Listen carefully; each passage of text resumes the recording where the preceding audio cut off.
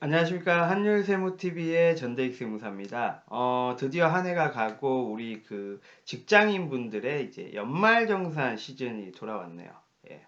그래서 이번 시간에 우리 2020년 연말정산 시에 과연 작년과 비교해서 어떤 부분에 대해서 개정이 있었는지, 변화가 있었는지를 같이 한번 알아보도록 하겠습니다.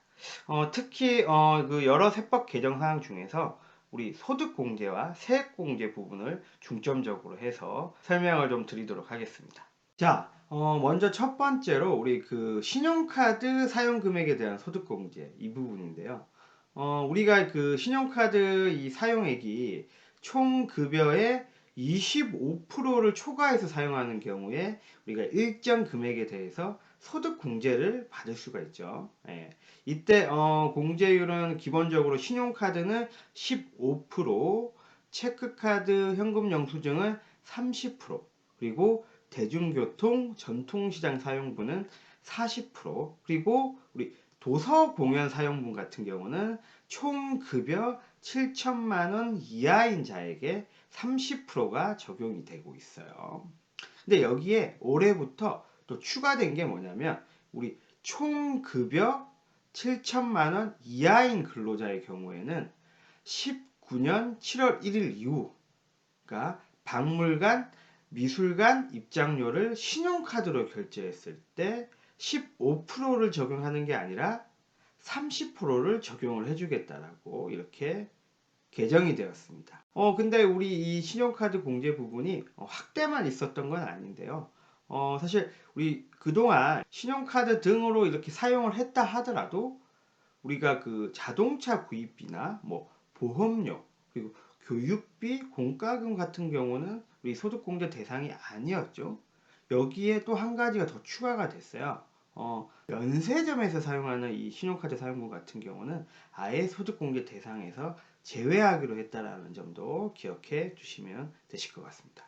자, 두 번째는 우리 1주택을 소유하는 근로자가 우리 주택담보대출을 했을 경우에 이자 상한액에 대해서 우리가 최소 300에서 최대 1,800만 원까지 소득공제를 해주고 있죠. 이게 바로 주택저당차입금 이자 상한의 소득공제 부분인데요.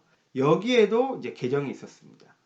우리 2018년까지는 우리가 주택 취득 당시에 기준 시가가 4억 원 이하인 주택을 담보로 대출을 한 경우에만 공제 대상이 되었었는데요. 2019년부터는 우리 기준 시가가 5억 원 이하인 주택으로 확대가 되었습니다. 이때 5억 원 이하는 우리가 19년도에 주택을 취득하고 그걸 담보로 해서 차입을 하는 경우에만 적용이 되는 거거든요. 따라서 이렇게 좀 정리를 하실 수가 있을 것 같아요. 우리가 13년 이전에 차입했던 부분 같은 경우는 기준 시가가 3억 원 기준이고, 우리 14년부터 18년 차입분까지는 4억 원 기준이신 거고, 19년 차입분부터는 우리 5억 원 이하로 이렇게 정리를 하실 수 있으실 것 같아요. 세 번째는 우리 아쉽게도 우리 자녀세 공제 대상이 축소가 되었어요. 사실 기존에는 우리 기본공제 대상자인 20세 이하인 자녀 모두에게 이제 이 자녀세 공제가 그동안 적용이 됐었는데, 이게 이제 7세 이상 그리고 20세 이하인 자녀에게만 적용이 되도록 조정이 되었습니다. 이유는 바로 우리 아동수당 때문에 그래요. 그러니까 7세 미만의 경우에는 이제 아동수당을 매달 10만 원씩 받잖아요. 그래서 이게 10만 원씩 매달 받고 있는데 또 연말정산에 자녀세액 공제까지 해주면 이거 혜택이 너무 많지 않냐. 그래서 이 7세 미만 자녀 같은 경우는 이제 자녀세액 공제 대상에서 제외가 됐다라고 보시면 될 것 같아요. 근데 혹시 만약에 자녀가 7세 미만이긴 해요, 만으로. 혹시나 학교를 좀 일찍 다니는 경우가 있을 수가 있겠죠. 그래서 7세 미만이긴 하지만 취약 아동인 경우에는 여전히 자녀세 공제를 받을 수 있다는 것도 여러분 알고 계시면 될 것 같아요. 따라서 이렇게 정리를 할 수 있을 것 같아요. 그래서 우리 기본공제 대상자인 7세 이상 자녀가 2명 이하라면 1명당 15만 원씩 세액 공제를 받고, 2명을 초과하는 셋째부터는 1명당 30만 원씩을 공제를 받게 된다는 것도 알아두시면 될 것 같습니다. 네 번째는 우리 그 의료비 세액 공제 부분인데요. 특히 이 실손보험 수령액을 의료비에서 배제하는 부분이 중요한 포인트인 것 같아요. 이전에도 사실 우리 의료비 세액 공제 대상에서 이 근로자가 직접 부담하는 의료비만 이제 인정이 된 부분이었기 때문에 당연히 실손보험 수령액 같은 경우는 제외하는 것이 원칙이었어요. 그치만 사실 뭐 이거를 보험회사에서 실제적으로 이거 수령액을 내역을 받아가지고 실제로 제외하셨던 부분은 많지 않으셨을 거예요. 예. 근데 이게 그 올해부터는 이 실손보험 수령액 자체를 제외한다라는 게 법 개정을 통해서 명확하게 좀 했고, 그 다음에 보험회사들로부터 이 국세청에서 이 실손보험 수령액에 대한 자료를 제출하도록 이제 의무화를 시켰어요. 그렇기 때문에 이에 그 우리 실손보험 수령액 자료를 국세청에서도 당연히 알고 있을 거고, 그리고 여러분들한테도 이제 국세청 홈택스를 통해서 조회할 수 있게 해놨어요. 네. 그래서 여러분들이 이 실손보험 수령액을 조회를 하고 싶다고 하시면 홈택스의 공인인증서로 로그인을 먼저 하시고 나서 마이 홈택스 거기에 들어가시면 실손의료보험료 지급 결과 조회 부분이 있어요. 거기에서 여러분들이 실제로 수령한 이 실손보험 수령액을 확인을 하실 수가 있습니다. 그러면 이 실손의료보험료는 사실 그 연말정산 간소화 서비스에서는 조회가 되지 않거든요. 그렇기 때문에 여러분들은 반드시 의료비 세액공제를 신청하실 때 의료비 총 금액에서 실손보험료 수령액 금액을 제외하고 이 세액공제를 신청을 하셔야 된다는 점 반드시 기억을 해주시면 될 것 같으세요. 자, 의료비 관련해서 또 하나의 개정사항이 있는데요. 바로 이제 그 우리 출산 비용 부담을 완화한다라는 취지로 해서 우리 산후조리원 비용을 의료비 공제 대상에 포함을 시켰습니다. 사실 이때도 모든 근로자들한테 공제를 해주는 건 아니고 총 급여 7천만 원 이하인 근로자들에게 출산 1회당 200만 원 한도 내에서 이 산후조리원 비용을 의료비 세액 공제로 적용받을 수 있게 되었습니다. 다섯 번째로 우리 이 기부금 세액 공제가 확대된 부분인데요.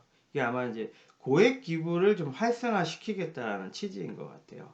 그래서 기존에 기부 금액의 30% 세액 공제되는 이 고액 기부금 기준 금액 자체가 2천만 원 초과해서 1천만 원 초과로 변경이 되었어요. 그러니까 더 많은 세액 공제를 해주겠다라는 내용이죠. 그리고 또 추가로 우리 공제 한도를 초과해서 당해년도에 이 공제를 받지 못한 이 기부금을 이월을 해주고 있죠. 이 이월 해주는 기간 자체를 5년에서 이제 10년으로 또 확대를 시켰어요. 결국은 전체적으로 기부를 좀 더 활성화시키겠다라는 취지가 있다라고 볼 수가 있습니다. 마지막인데요. 우리 국민주택 규모의 주택을 임차한 경우에만 적용하던 이 월세 세액 공제가 국민주택 규모보다는 크더라도 기준 시가가 3억 원 이하인 주택을 임차하고 이 지급하는 월세액에 대해서도 세액 공제를 적용받을 수 있게 되었습니다.